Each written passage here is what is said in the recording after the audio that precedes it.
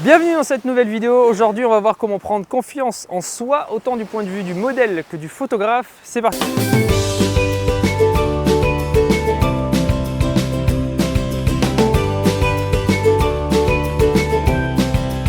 Lors d'une séance photo, vous sortez de votre zone de confort. Vous êtes gêné, vous n'avez pas l'habitude de faire ça, vous ne savez pas comment vous tenir, etc. Et même pire, vous pouvez vous sentir narcissique, ce qui peut être extrêmement désagréable si ce n'est pas le cas. Et pourtant, les avantages d'une séance photo sont immenses.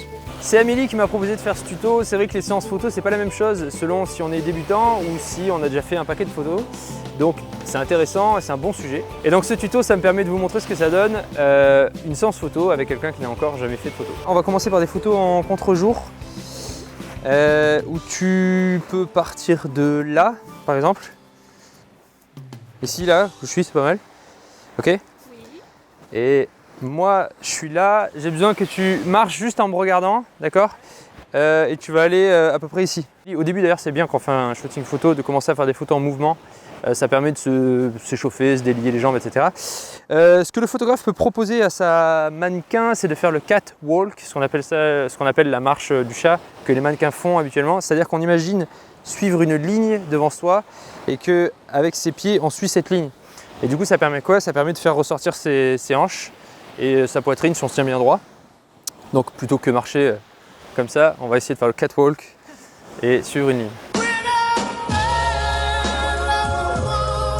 Je vais bien entendu accentuer mes photos sur les atouts de cette personne. Par exemple, Amélie, donc elle est grande comme j'ai dit, elle a des grandes jambes aussi. Donc je vais essayer de trouver des poses qui mettent en valeur ses belles jambes de sorte à la sublimer parce que c'est mon travail, quoi. Le rire était pas mal. Et je vais essayer de la grandir un petit peu plus en me mettant pas à son niveau, en étant debout, mais en m'asseyant plutôt. Parfait. Elle a réussi à faire ça sans tomber, félicitations. C'est très bien.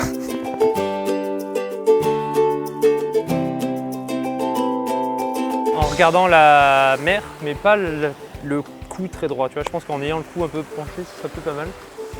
Tu vois ce que ça fait? À peu près comme ça. Une première et puis on verra pour la seconde après. Qu'est-ce que tu vois dans cette mer, Amélie?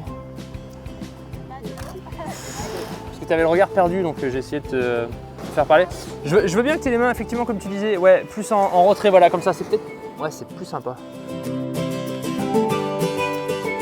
Ce que je fais de différent avec Amélie par rapport à une autre fille qui a l'habitude de poser, c'est que je vais peut-être prendre plus de temps pour expliquer les choses. Je vais peut-être parler davantage, histoire d'avoir une très bonne communication entre Amélie et moi, donc mon modèle.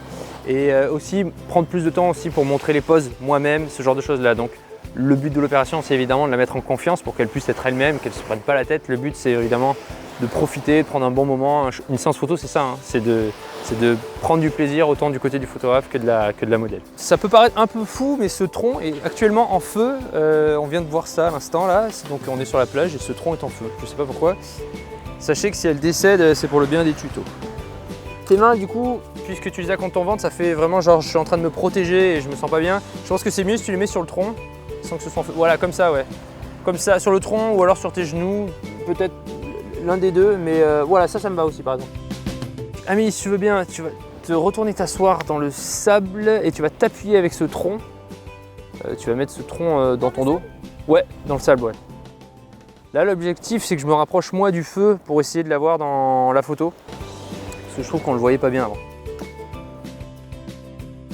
Encore une fois, l'objectif pour un photographe, c'est de s'adapter à sa modèle. Si jamais j'avais une modèle par exemple qui me disait que son plus grand atout, c'était ses yeux, à ce compte-là, je vais faire des portraits où je vais essayer d'accentuer la taille de ses yeux, essayer de faire en sorte qu'on voit bien la couleur, etc.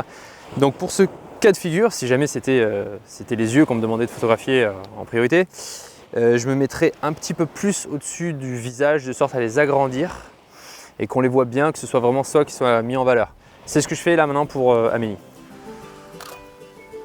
Ça c'est très joli. Ça c'est plus une attitude, genre je sais pas comment on pourrait dire, mais une attitude lifestyle, etc. Quand elle est en train de replacer ses cheveux, je trouve ça bien parce que ça apporte du naturel pour quelqu'un qui va galérer à en avoir du naturel parce que c'est quelqu'un qui n'a pas posé encore. Ce qu'on a fait aussi pour Amélie, c'est trouver une robe dans laquelle elle se sent bien. Parce que dans ce cas de figure, quelqu'un qui n'a pas trop posé avant, etc., le confort va primer devant le côté esthétique, on va dire. Peut-être un peu plus en arrière encore. Ouais, super sympa. Casser tes hanches, voilà, un peu plus encore. Voilà, faut pas hésiter à en faire plus. C'est ça, en remettant tes cheveux, j'aime bien. C'est bon. Ce que je fais souvent, c'est que j'essaie d'accentuer les poses en allant chercher loin des poses qu'on ferait peut-être pas si je le demandais pas ça. Donc je demande une première fois de casser les hanches et je vais le redemander plusieurs fois de sorte à vraiment faire ressortir cette pose. Parce que si je ne le demande pas plusieurs fois, on va faire quelque chose qui va être un petit peu timide. J'ai besoin d'oser. C'est déjà difficile de poser pour quelqu'un en temps normal et quand on n'a pas confiance en soi, c'est encore plus difficile. Et pourtant, c'est bien avec un shooting photo qu'on peut réussir à renforcer l'estime de soi et la confiance en son image. À tel point que c'est un nouveau concept maintenant, la photographie thérapie. En gros, retrouver l'estime de soi par une séance photo individuelle et un photographe qui saura reconnaître ce qu'il y a de beau, de séduisant chez la ou le modèle. Parce qu'après être sorti de votre zone de confort, vous en récoltez aussitôt les bienfaits. Pourquoi vous passez d'une étape de déni, je ne veux pas me voir en photo, je n'aime pas mon image, à une première étape vers l'acceptation de soi, je m'accepte. Vous affrontez votre image, ok je ne suis pas comme je rêvais d'être, mais j'accepte de voir qui je suis et je commence à m'accepter. Hashtag jambes fines pour l'été. Si le photographe qui vous prend en photo est un professionnel, il saura vous mettre à l'aise car c'est son métier. En effet, c'est pas évident d'être à l'aise naturellement, excepté pour les personnes qui ont une très grande confiance en eux et qui adorent se montrer et le font bien.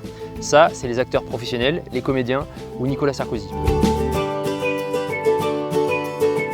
Exercice proposé, programmez-vous une séance photo en extérieur et engagez un photographe professionnel.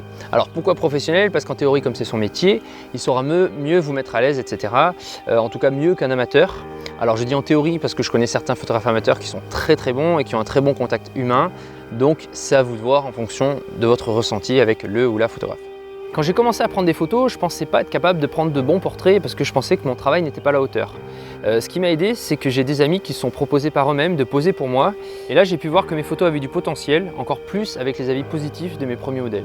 Exercice photographe. Deux choses. En premier, commencez par votre sœur ou une cousine ou une amie, etc. En tout cas, quelqu'un que vous connaissez bien. Pourquoi? Parce que vous allez sauter l'étape nouvelle rencontre, nouvelle personnalité à connaître, etc. pour se concentrer uniquement sur les photos.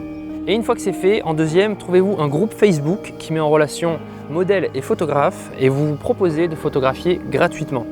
Pour trouver ces groupes Facebook, vous pouvez taper collaboration photo, rencontre photo, ce genre de choses-là. Vous trouverez toujours quelqu'un et en plus, vous pourrez vous faire des amis aussi. C'est l'expérience qui vous fera progresser et prendre confiance en votre travail. Il vous faut multiplier les collaborations. Merci d'avoir regardé ce tuto photo, vous êtes de plus en plus nombreux à me suivre, c'est génial.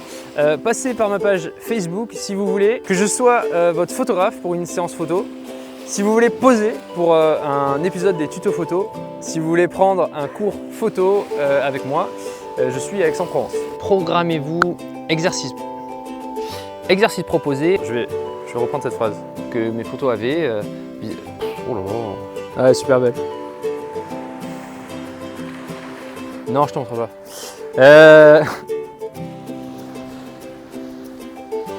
Aujourd'hui, on va prendre...